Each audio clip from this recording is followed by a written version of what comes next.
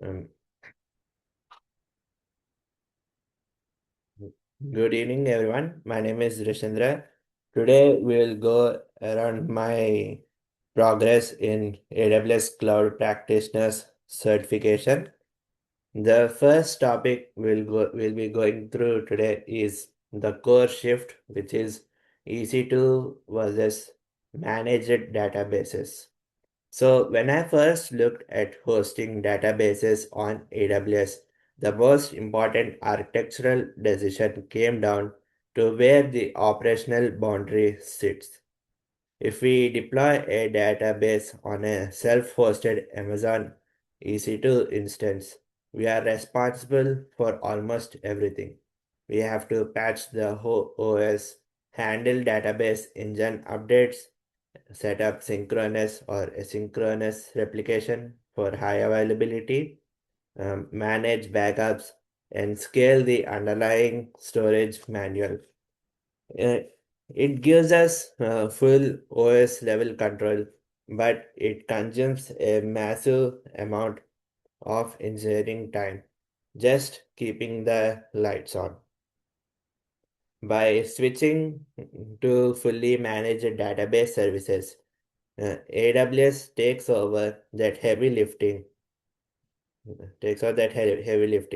They manage, they handle infrastructure provisioning, automated patching, built-in backups, and automated failover. This shifts our focus entirely away from infrastructure maintenance and lets us focus purely on data modeling, query optimization, and application development. The next topic we'll be going through is relational database services. Relational database services are built for structured data that fits neatly into tables with predefined schemas, enforcing strong data integrity through constraints and relationships. They rely on SQL and excel at complex joins and transactional consistency. Relational databases are best used for e-commerce, transactional systems, financial applications, and ERP systems where data accuracy and relational integrity are non-negotiable. The next topic is non-relational database services, which are also known as NoSQL database services. NoSQL database services throw out the rigid table structure in the favor of flexible schemas. They are designed to scale horizontally across distributed clusters to handle massive throughput and unstructured or semi-structured data. Instead of rows and columns, data can be stored as key value pairs, documents, graphs, or wide columns. They prioritize ultra-low latency reads and writes at a massive scale. The NoSQL database services are best used for real-time bidding platforms, gaming leaderboards, user session stores, and IoT data ingestion, where speed and horizontal scaling matter more than complex table joins. The next topic we'll be going through is optimizing performance in memory caching. Even with highly optimized database queries, hitting a disk-based relational database for a repetitive data creates a performance bottleneck. That's where in-memory caching comes in. By placing a caching layer in front of the database, we store frequently accessed, slow-moving data directly in memory, where when the application requests data, it checks the cache first. If it's a cache hit, the data is returned in microseconds, completely bypassing the primary database. This drastically reduces the read latency, and offloads a massive amount of query pressure from the core database backend. The next topic we will be going through is purpose-built databases. Modern cloud architecture has moved away from the one-size-fits-all database approach. AWS provides specialized engines tailored for specific data across access patterns. The first one is graph databases. Op- These databases are optimized for storing and navigating highly connected datasets with billions of relationships, such as social networks, recommendation engines, or fraud detection graphs. The next one, the next one is document databases. Document databases are fully managed MongoDB compatible service designed for storing, indexing, and querying semi-structured JSON data at scale. The next engine is time series databases.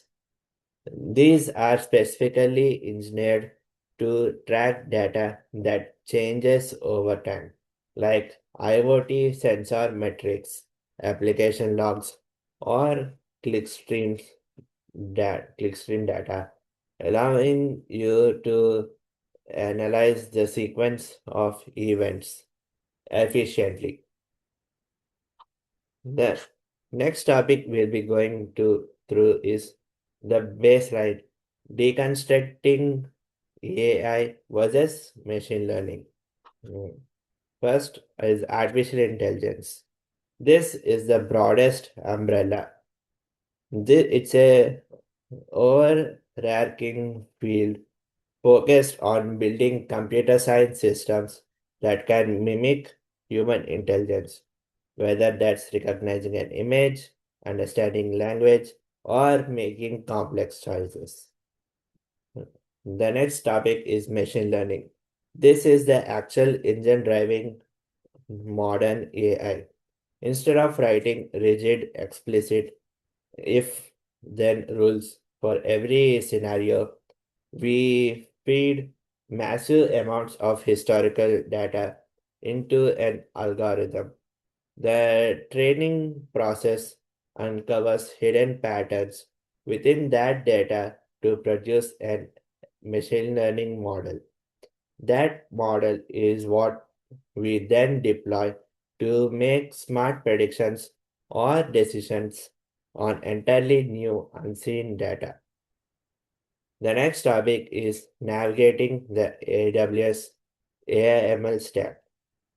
AWS splits its AI and ML offerings into different layers depending on how much of the underlying data science you want to handle yourself. The first layer is the managed services layer. If we don't want to spend time collecting data sets and training custom models from scratch, AWS offers specialized pre-trained AI services accessible via simple API calls. So, has a computer vision has services like Amazon recognition that lets us easily automate image and video analysis. The next is language and text. Things like Amazon Lex and Amazon Comprehend allow applications to interact with human language natively. The next layer is the custom infrastructure layer, which is also known as the SageMaker. When we need to build a bespoke solution tailored to highly specific domain data, we step into Amazon SageMaker.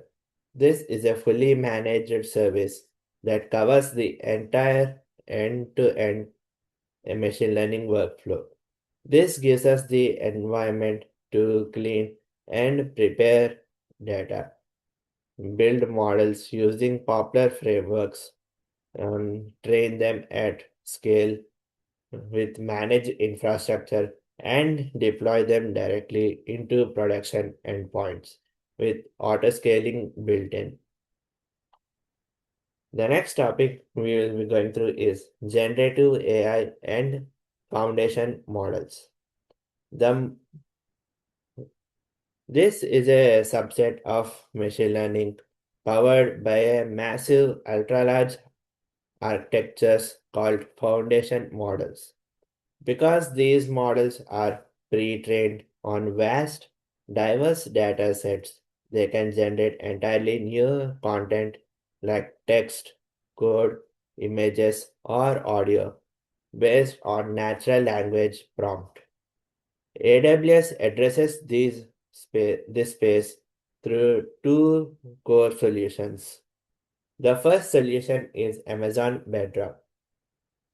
This is a fully managed service that exposes a selection of high performing foundation models from leading AI startups alongside Amazon's Titan models via a single API. It lets us securely experiment with, customize, and integrate generative AI capabilities into our apps without managing any underlying infrastructure. The next core solution is Amazon Q. This acts as an interactive generative AI powered assistant designed specifically for work and development.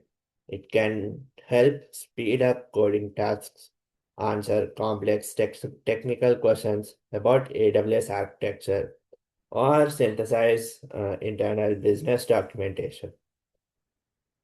The next topic we'll be going through is the foundation, which is the data analytics pipeline on AWS. An ML model is only as good as the data feeding it. You can separate AI ML from a robust data analytics pipeline. The pipeline. So uh, let me tell you about how data moves through AWS to become useful insights. The first one is ingestion and storage. Raw data flows from various sources into a landing zone, typically a data lake built on Amazon S3, which acts as the cost-effective, scalable bedrock for all our data. The next is processing and ETL. Raw data is messy. Services like AWS Glue handle serverless data preparation, extraction, transformation, and loading, getting the data cleaned up and cataloged. The next one is warehousing and querying. Once processed, data can be structured into a powerful data warehouse like Amazon Redshift for massive complex analytical queries or queried in a place directly inside S3 using serverless tools like Amazon Athena. The next, the final one is visualization. Finally, to make sense of the historical data and trends, tools like Amazon QuickSight provides the business intelligence layer to build dashboards and visualize the data. The next topic we'll be going through is the core gatekeepers, authentication and authorization. When diving into cloud security, the absolute baseline is understanding how AWS controls access. It's easy to mix these two up, but they handle completely distinct steps in security lifecycle. The first one is authentication. This is the initial identity check. It's the mechanism that verifies an entity, whether a human developer, an application, or a service is exactly who they claim to be. We handle this through credentials like usernames and passwords, multi-factor authentication tokens, or digital access keys. The next one is authorization. Once the system knows who you are, authorization kicks in to determine your actual blast radius. This evaluates permissions to see if you have the privileges to execute a specific action.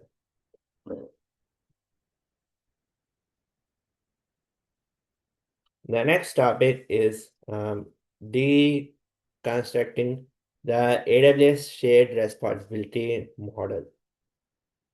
A major realization from studying this topic is that you can just launch services on AWS and assume everything is completely secure out of the box. Security is explicitly a split partnership divided into two clear boundaries. The first boundary is security out of the cloud. AWS takes full responsibility for defending the physical and the foundation layers of the global infrastructure.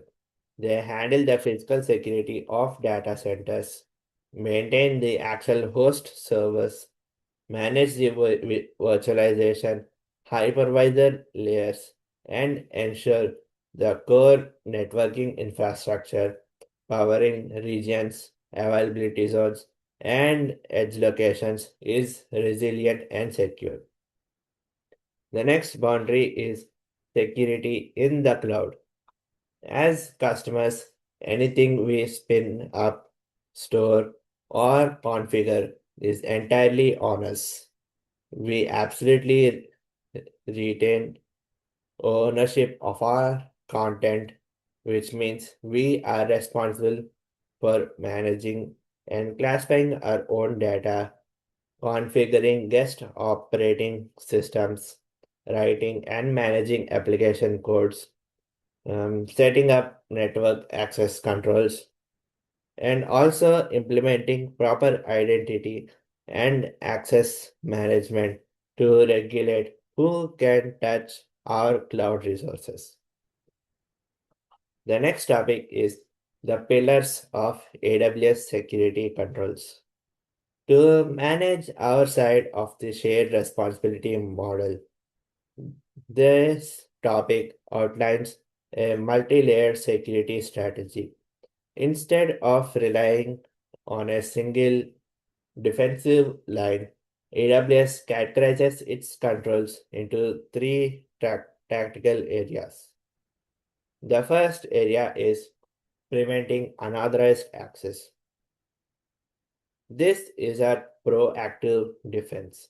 We use tools like AWS Identity and Access Management to enforce the principle of least privilege, ensuring users and services have the absolute minimum permissions necessary to perform their specific tasks and nothing more. This minimizes potential internal or external security risks right at the parameter. The next area is protecting networks, applications, and data.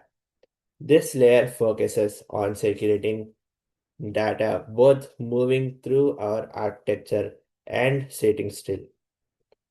Mm, The in this layer, the first one is network defense.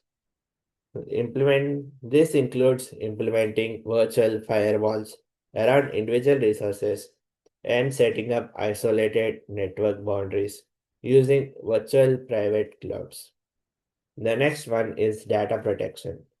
This includes leveraging robust encryption standards to protect sensitive data while it is in transit and at rest. The next, uh, the next area is detecting and responding to security incidents. No matter how strong our prevention layers are, we have to assume a security event can happen. This control layer is all about visibility and rapid reaction. We use continuous monitoring and mm, we use continuous monitoring, comprehensive logging, and automated threat detection to flag anomalous behavior the second it deviates from our established baseline, enabling immediate isolation and remediation. Thank you. That's all for today. Thank you.